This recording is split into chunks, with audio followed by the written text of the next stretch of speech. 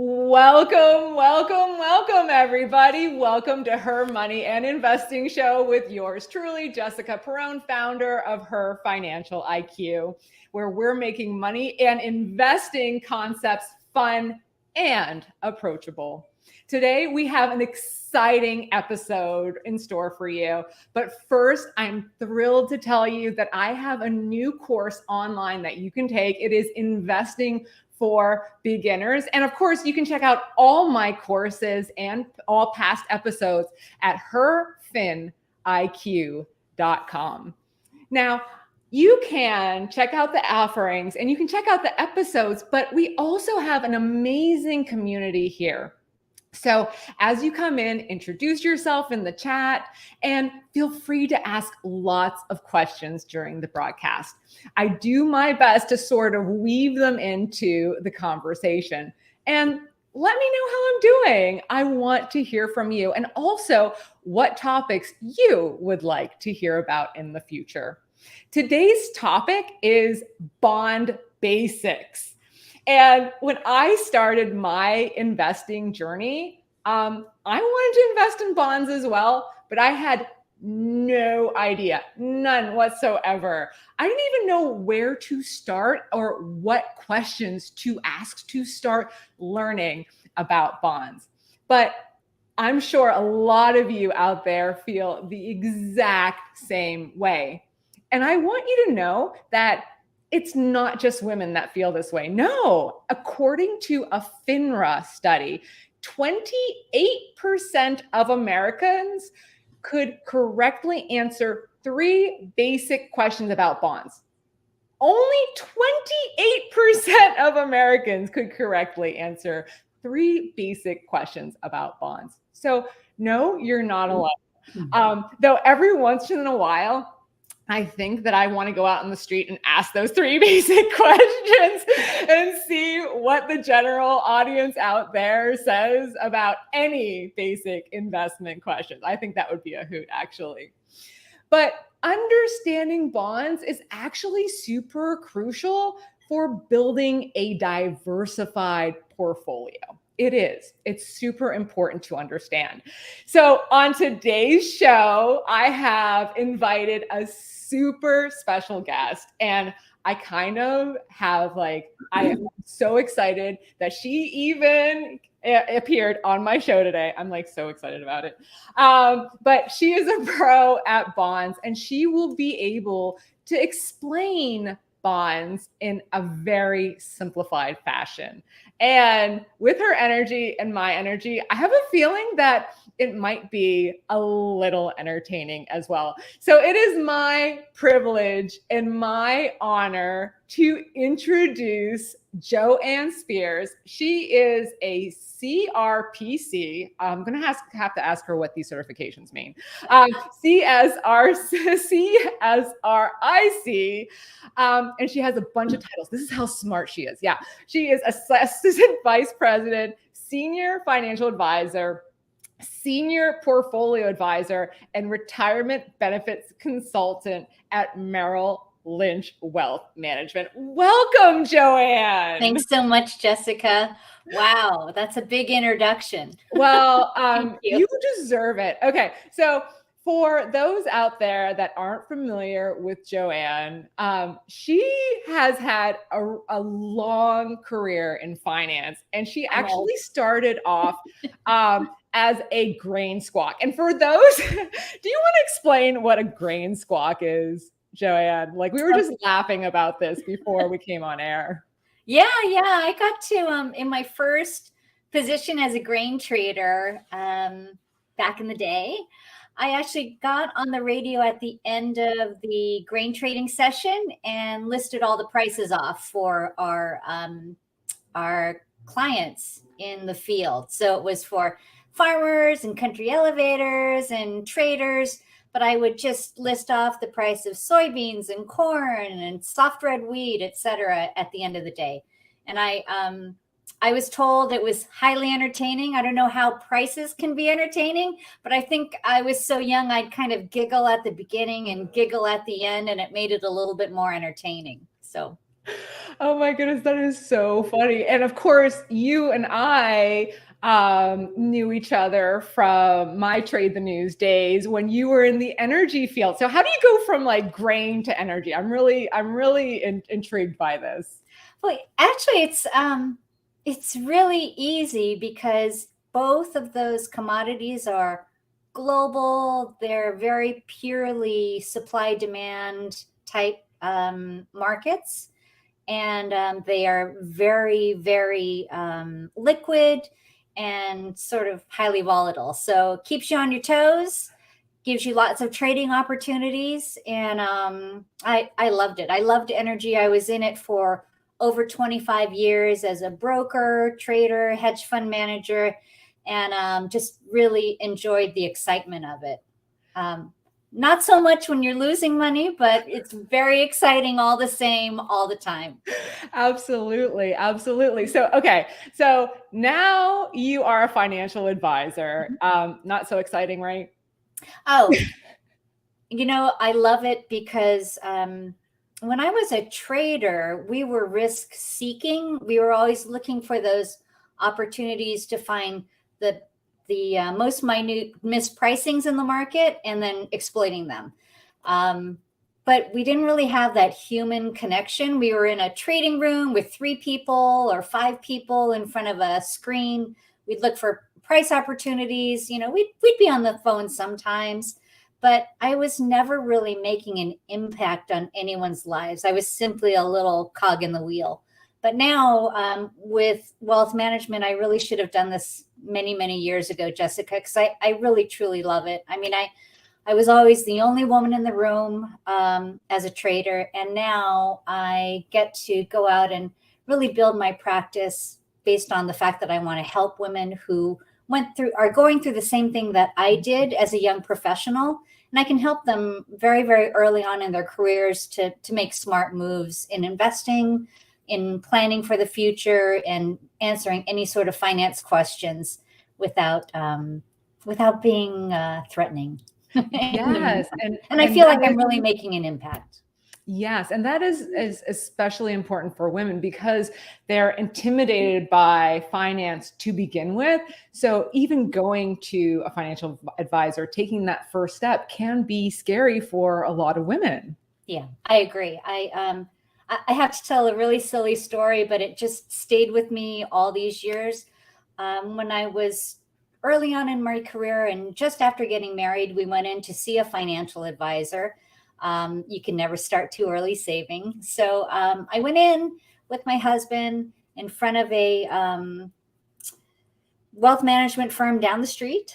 I won't name the name, but the advisor would not look at me. He would only look at my husband. And I was the one in finance. I was the trader. I had been, that was my jam.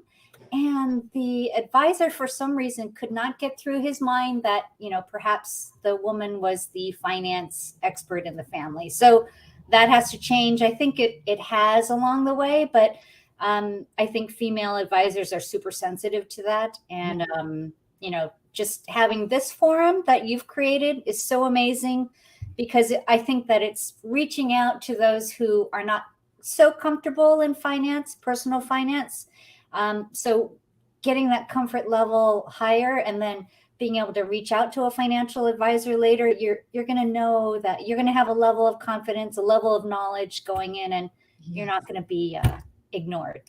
Absolutely. Thank you so much. And that's exactly why I'm doing this. Because finance really is a language. And I even put out prior to today's show some of the key words of the language of bonds. I saw that. And you guys can check it out. I'm going to put in the chat right here some of the keywords that are surrounding bonds. And Joanne even said that it's a pretty good article. So it must be something. I loved it. So just bonds in general. It's funny because one of the confusing things about the bond market is there are so many words for the same concept. So a bond is fixed income, it's debt.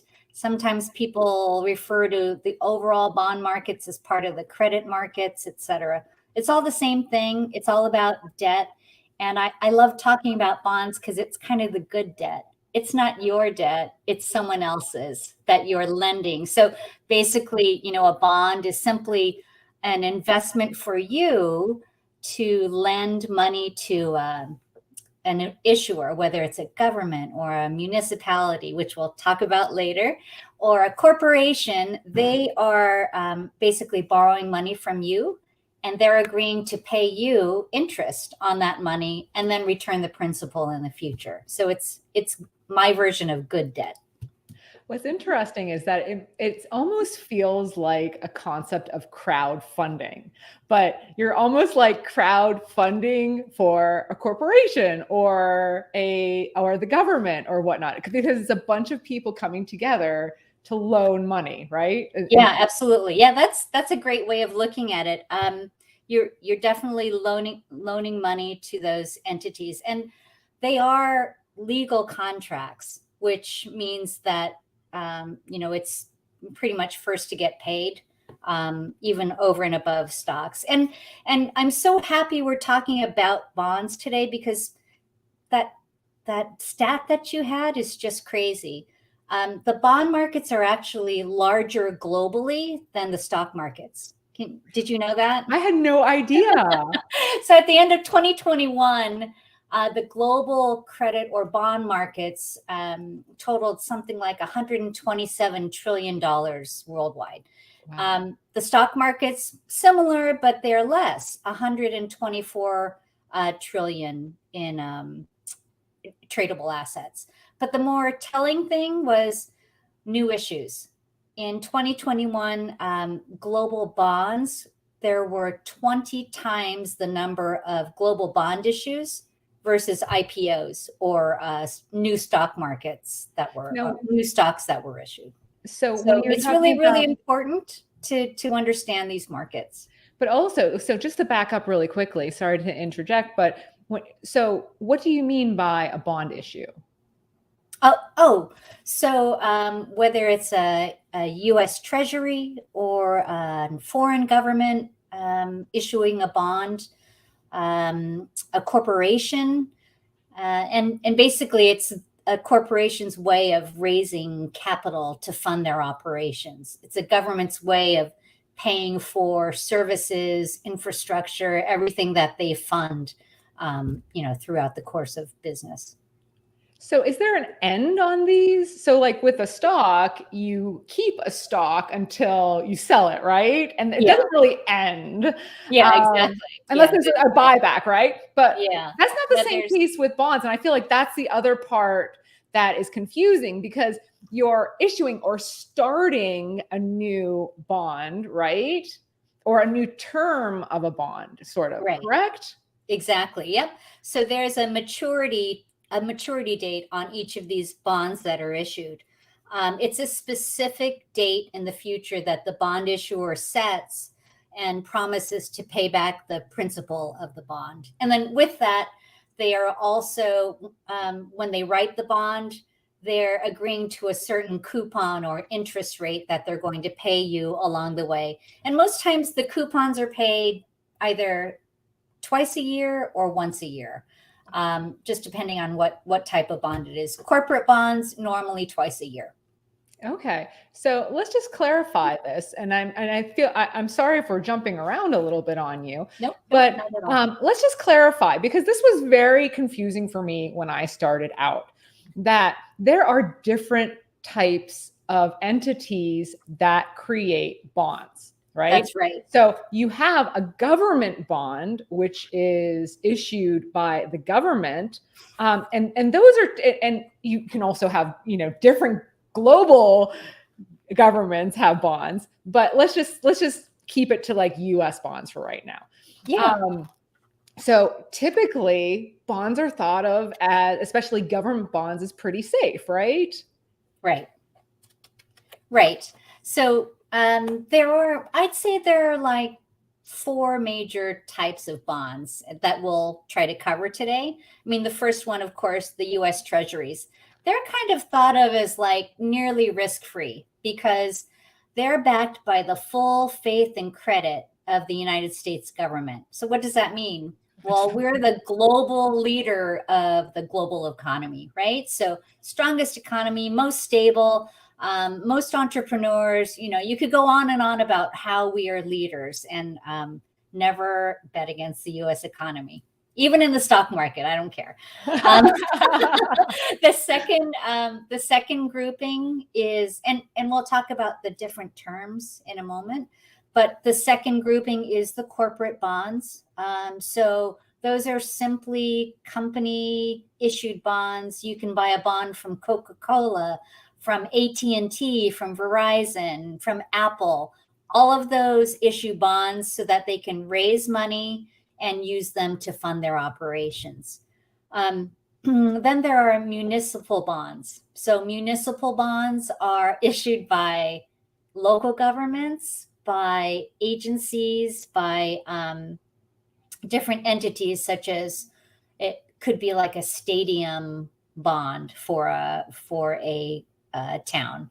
So those, and within those, there are two types. And I'm sorry, it's a little complicated, but it's important to know that there are two types. One is a general obligation, which means that the bond is backed by the ability to tax their residents. Oh, okay. So a municipality can tax their residents and pay off the bond. Okay. And then a revenue bond is when there's like a stadium or a toll road or something that they're financing. They raise the bond and then they pay it back through tolls or through admissions to the stadium once it's complete.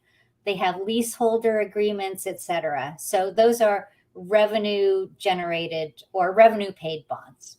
And then the other area is probably the least risky type of bonds. Those would be CDs or certificates of deposits. And we talked about this. Most people don't think of those as bonds. They are fixed income, though, because they pay you a specific level of interest. So we think of those as short-term bonds. Oh, interesting. Now, can I just go back to munis, because munis were something else that I found so hard to understand. It really was. But so, for example, if your town wants to expand the size of their school, right? And at the end of the expansion, the taxpayers will pay taxes towards the school, correct? Right. So am I correct in saying that, a bond, a muni could be raised for the school expansion? Yeah, absolutely. It can be it's actually right there on the ballot. You have to vote for it. Really? You'll see it on there. You'll see whether or not they can issue the bond. If the town agrees, then they go for it. So yeah, I've seen school bond issues, stadium issues, anything that they would like to raise money to make improvements or to build original builds, to rent, etc. Now, what about so I know that you are close to the shore and I'm over here in Summit, New Jersey. What about all the toll roads between the two of us? Yeah, great point. New Jersey Turnpike is one of the leading issuers of bonds in the state of New Jersey. So you can actually buy a bond and pay us tolls. So one of the great things about the muni bonds, and very, very attractive, they are mostly federally tax-free. So if you buy a muni, you are not taxed federally on your interest and dividends or interest coupon payments. Oh, that's that's great. Now, unfortunately, the municipalities know this, obviously, so they are able to pay lower interest rates. So the munis are often very, very attractive to those with either higher incomes or no other sources of taxable income. Got it. Now, I actually am a little bit of a geek. And I actually read those pamphlets I get in the mail about what my, financial advisor is investing my monies in. And I actually got like a muni pamphlet in the mail. And I don't remember what it was, but I went and I investigated what munis it was invested in. And that's kind of when I finally had my eureka moment of what a muni was. Because like listed there, it showed all the towns, it showed everything. And I was like, oh, that's what a muni is. So that's kind of had my aha moment. Yeah, exactly. And it'll talk about, what they're funding, which is really interesting to me. It's really Americana. I mean, I have a client who wanted to build a muni portfolio, and it was she lives in a state without state taxes. So the munis were basically giving her tax-free income in both ways. So she could buy across the nation and have no taxes on those coupons.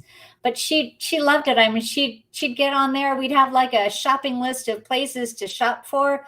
I knew where she wanted to avoid. And that's something, there's credit ratings that are attached to bonds. And sorry to jump, but I wanted to make that point because credit ratings are just like FICO scores for us, only they are on the corporation, government, or munis, or et cetera, that you are trying to purchase. So they will be rated on cash flows.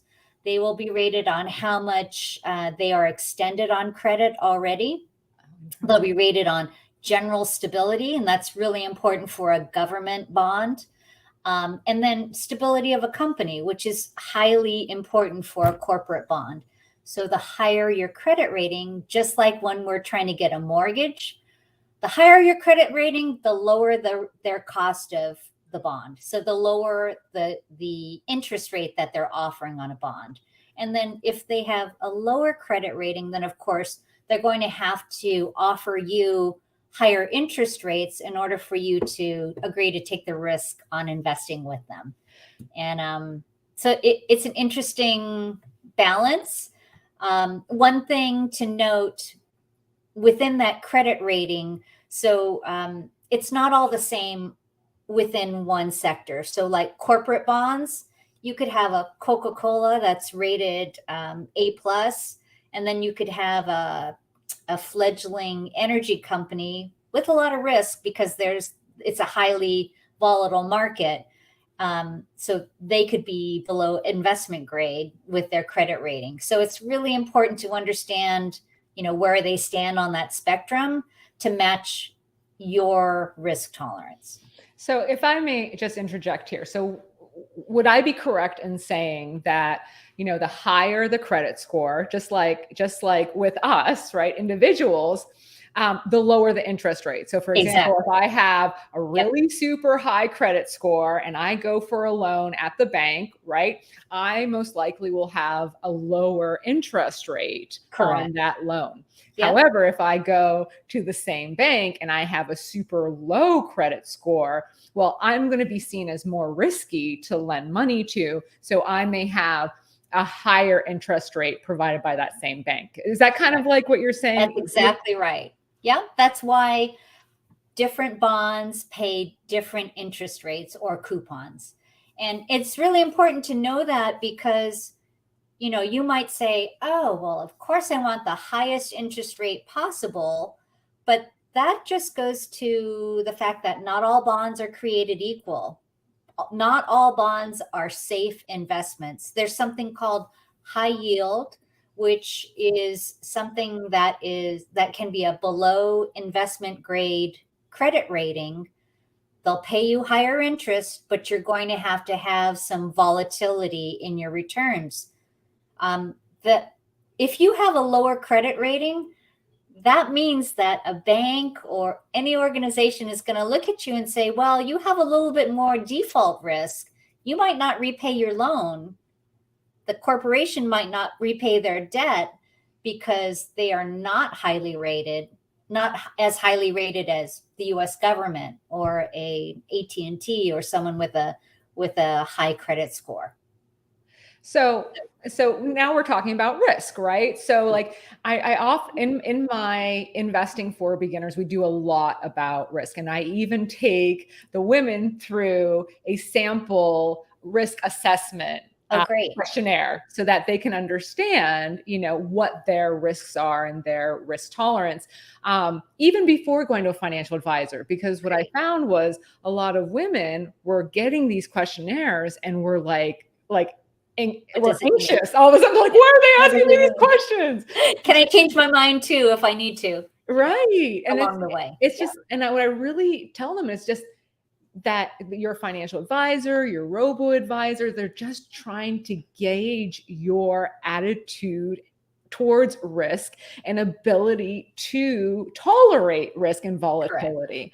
So, where was I going with this question? Oh, maybe the spectrum of risk. Right. So where I'm going with this is that when you are in tune with your tolerance, and say that you are sort of closer to retirement and you don't have such a high tolerance to risk, would I be kind of correct in saying that maybe a bond that's not so risky would be more appropriate to be part of your investment portfolio? Yeah, absolutely. And just as you're alluding to, yes, choosing a bond with less risk, meaning a higher credit rating, those are called high quality bonds. Very predictable cash flows, likely that the company or government that's issuing them are going to be around for your lifetime, if not your children's lifetime. Those are the kinds of things that you want, for the long term. So yeah, definitely. And then that goes the same for stocks as well, where you start migrating towards a more high quality profile, the less time you have till retirement and into retirement. So you have a more predictable outcome.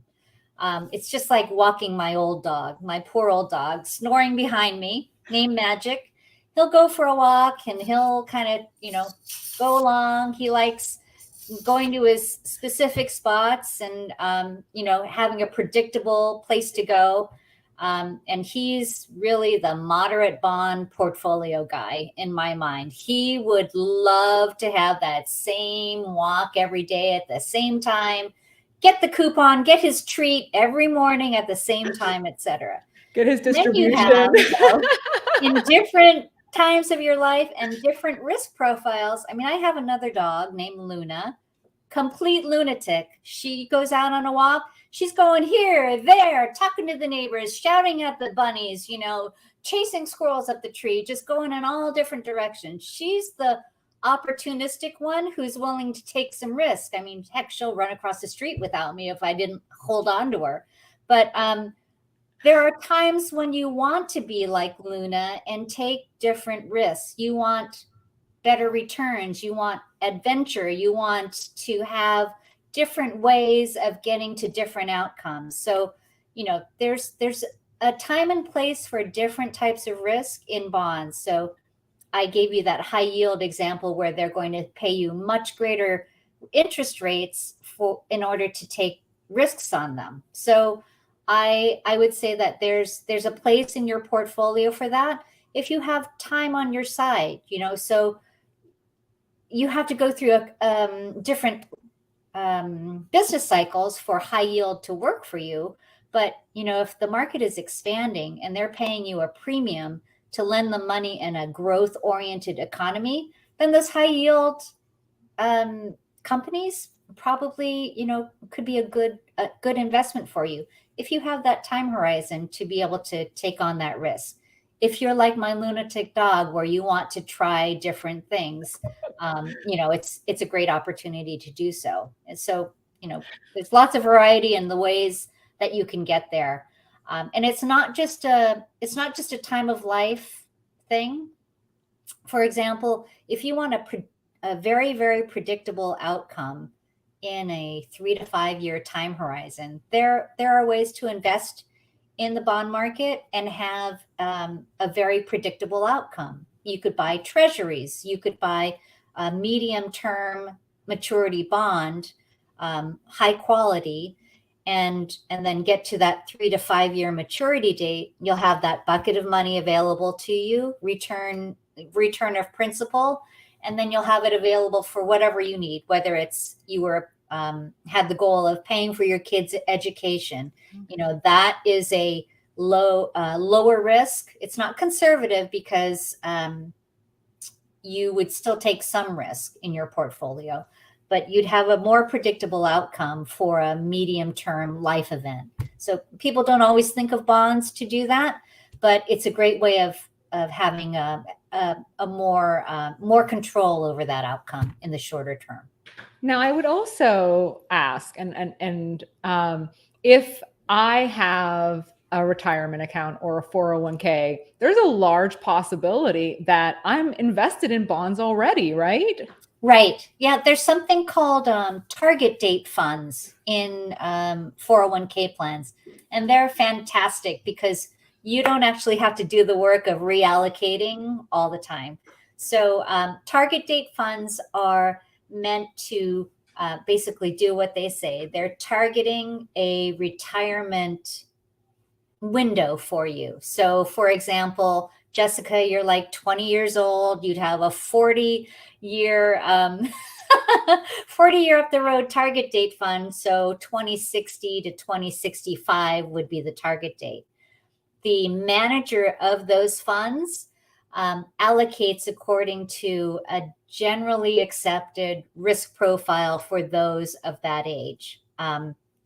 So it would be mostly weighted towards equities or stocks because you have many, many business cycles to go between now and retirement. You'll have a few bonds because it has been proven that a 80-20 or 90-10 allocation will beat 100% stocks all the time.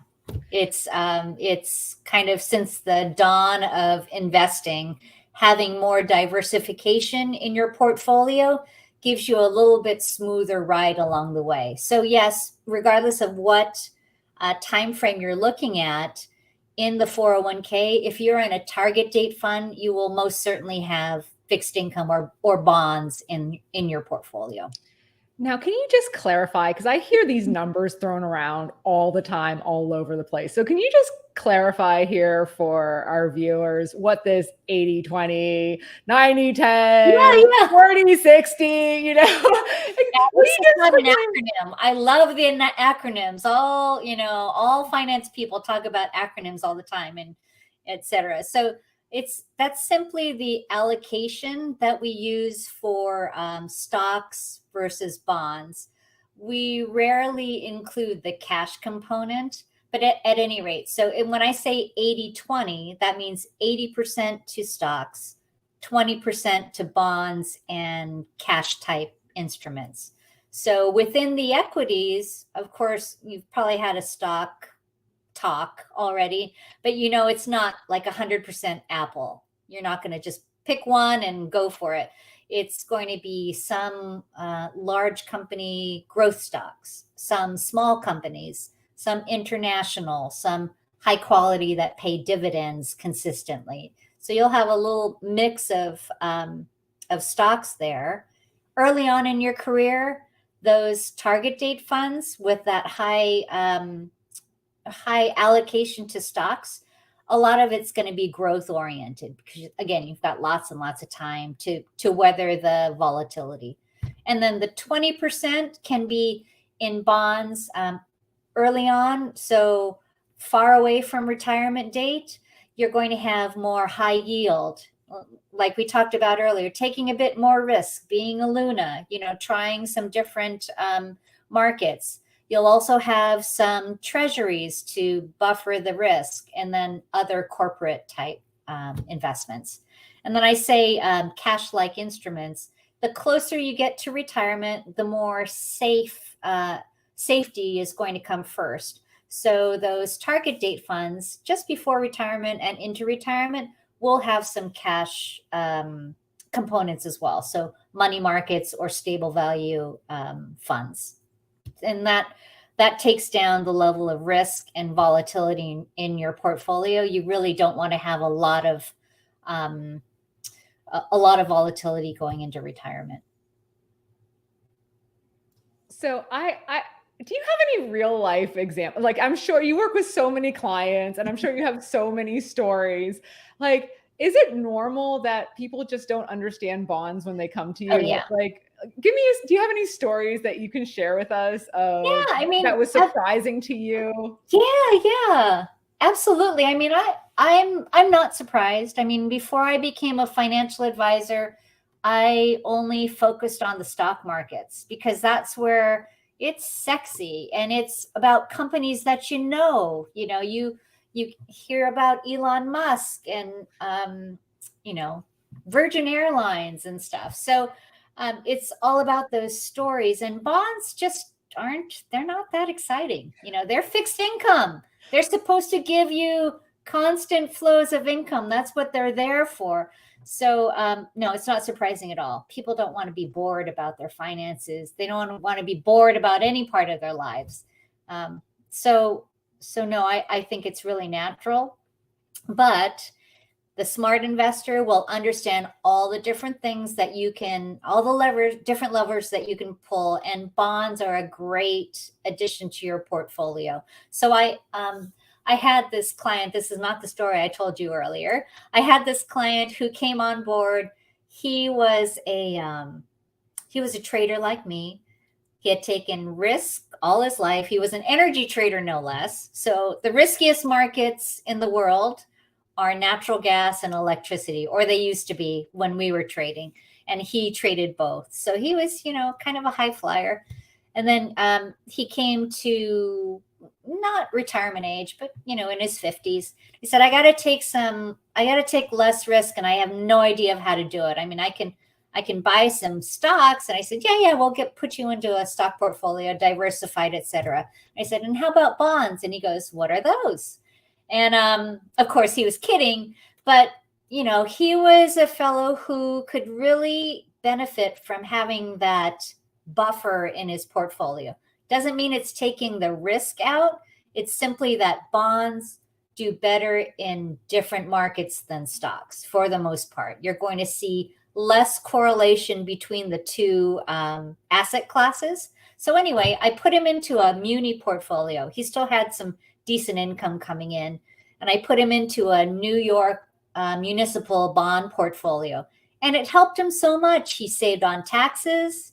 He understood that he was taking less risk with these. He was getting kind of a more predictable outcome on just this bucket of money. And then it turned out that unfortunately he's now convalescing in a rehab facility, and this bond portfolio is actually paying for his health care. It's throwing off enough income every month now, or providing income every month so that we can pay for his bills in that facility. And to me, that is a great way to have to have a practical application of why fixed income works for people. I mean, it's certainly helping him a lot. And it kind of like adds to your story about the crazy dog going to the sleepy dog, right? I guess in our lives, even myself, I used to be a little bit more crazy dog. And now I'm becoming more quiet, sleepy dog. I don't know if I'll ever be sleepy dog. Yeah, magic oriented. Straight down the sidewalk, smelling a few here and there, but mostly just wanting to do his business, see his friends, and come around home and get his snack. So yeah. I love that analogy. So thank you so much for that. So like as a parting, words of advice for beginners, I know that we actually we gave a really good foundation here between the article and having you on the show, but are there any other resources for people that are interested in learning more about bonds? Yeah, absolutely. So, if you could, I'll give you the information on our website. We have all sorts of bond primers, lots of ways to use them. So on our website, there's lots of resources online. I mean, I read Investopedia still, so I love it. Too. And you know, they have great. They don't make it hard for you to read. It's little bite-sized pieces. If you do one a day, it's kind of better than an apple. And then, you know, if you talk to an advisor, just ask them to kind of go through different ways that you can just start. You know, you could do a CD and it's fixed income. You could buy, actually, you could buy a savings bond on Treasury Direct. You know, that's an online platform. There's no fees. It's government T-bills, and it's a great way to start. You can purchase up to 10,000 per year on that site. And then, you know, any of these online websites have, if you went on Merrill Edge or, you know, any of the other online trading platforms, they have lots and lots of information for you. So just as much as you want to learn, just don't get too far into the weeds and confuse yourself and then do nothing. You know, pick out 3 different things, think, do some research, and then, you know, try it. Be just get online and invest something, whether it is small or large, it doesn't matter. Just starting that and getting comfortable with the bond type platform would be great. And, you know, one other thing, you don't have to buy individual bonds. You can actually buy things like exchange traded funds, which are ETFs, or mutual funds. Now, each of those, you don't actually own the underlying bonds, but you get bond exposure. So you're going to get the different names in the sectors that you want. So if you buy a US Treasury type mutual fund, you're going to get short-term treasuries, medium-term, long-term. You'll get the different yields and low risk. And then if you want a high yield ETF, you can find those too. They will purchase the high yield bonds. You'll have a manager who's doing it for you. So I have a lot of comfort in that an expert is working for me. And then, you know, you also get the coupons that are paid into the fund. And also what's nice about ETFs is that you can actually invest in an ETF through your retail brokerage account. So you can just buy and sell it like a stock as well. And to do a plug, I'm almost done recording my stocks, ETFs, and stock market sectors course, which is going to be available in the next few weeks here. So I swear, Joanne did not we did not practice this ahead of time, but I have a whole session on ETFs because I wish I would have known more about ETFs when I started off investing. So I did a whole course on it as well. So great. Thank you for bringing that up. Yeah, that'll be really helpful. Yeah, awesome. Thank you. And I also put the Merrill Edge Investors Education Understanding Bond link in the chat here. Joanne, you are just an amazing woman on so many levels. If our viewers want to get in touch with you, how do they do it? Yeah, you can always, I'm going to send you my information and you can post it. I'm happy to answer any questions. You don't have to be a client. You can just say, I'm Jessica's friend and I'm happy to help you. But, you know, from anything financial planning, any sort of finance topics, please don't hesitate to reach out. I'm happy to help. Wonderful. And are there certain states that you can actually practice in? We have viewers from all over the US. Are there certain states that you can actually practice in? Mm-hmm. All of them. Okay, all of them. Oh, look at that. I'm national. Yeah, I have clients from Seattle to Florida. So yeah, I wish I could visit them all in person, but virtual, we can pretty much cover anywhere. I'm not sure if I'm registered in Alaska. So Alaska and Puerto Rico, I am not. Okay. Well, we'll have to take a trip to Puerto Rico to get you registered there. Yep. Set up shop. I hear that crypto is big in Puerto Rico. We'll have to go there and find a pro to do a show on crypto. How about that?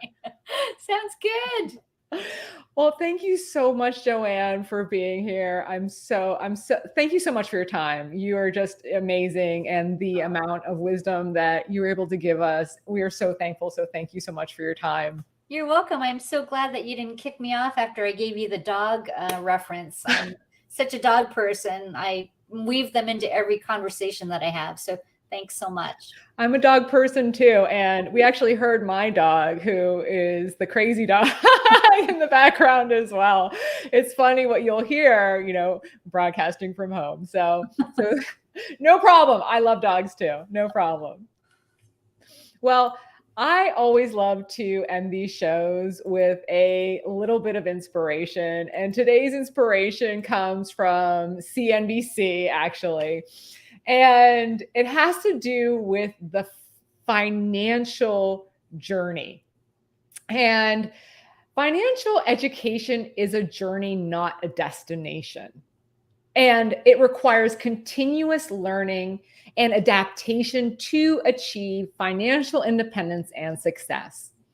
As women, we must embrace this journey and invest in our financial knowledge to secure our future. Remember, the greatest investment you can make is in yourself. And that is from CNBC. And remember, where you are in your financial journey is personal. And feeling overwhelmed about all these topics that you hear about on the Her Money and Investing show can feel a little scary. It can, but that's why we're here. We're trying to break down these concepts so that you can empower yourself and not be afraid to continue your voyage in finance. And just know, sometimes it's just baby steps. Sometimes it's just those little baby steps, little manageable steps that you can take that will help you succeed. And you're already on track just by being here today, watching the show, whether it is live or recorded. And I am so thrilled at the community we are building here at HerFinIQ of women committed to their financial health, growth, and freedom. Join us again in 2 weeks on July 6th for our next episode, Bye Bye Credit Card Debt, with special guest Ikuma Ojak. She is the Senior Financial Counselor at the Pittsburgh FEC, or Financial Empowerment Center. Ikuma will share tips on how you can take control of your credit card debt and kick it to the curb. And of course, if you want to continue your money and investing journey outside of the show, check out my personal and finance and investing classes at HerFinIQ and sign up for my mailing list to stay informed about upcoming shows, interviews, panels, workshops, and announcements. In closing, I'm Jessica Perrone, founder of HerFinIQ. You've been watching the Her Money and Investing show. Together, we're learning to build wealth. Have a great day. Thank you so much, Joanne. You were amazing. Thanks so much. Bye, everybody. Until we meet again.